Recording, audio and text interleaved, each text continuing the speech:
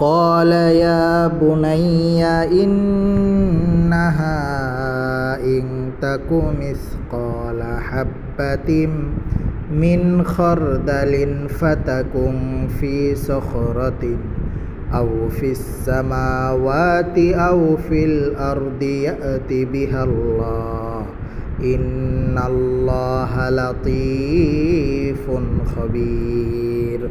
লোকমান হাকিম তার ছেলেকে উদ্দেশ্য করে বললেন, হে আমার ছেলে, তুমি যদি সরিষার দানা পরিমাণও ছোট্ট থেকে ছোট্ট কোনো গুনাহ করো, আর এই গুনাহ যদি তুমি পাথরের ভিতরে গিয়ে করো, অথবা আসমানে গিয়ে করো, অথবা জমিনের নিচে গিয়ে করো, কিয়ামতের মাঠে আল্লাহ পাক ওই ছোট থেকে ছোট গুনাহও তোমার সামনে হাজির করবেন।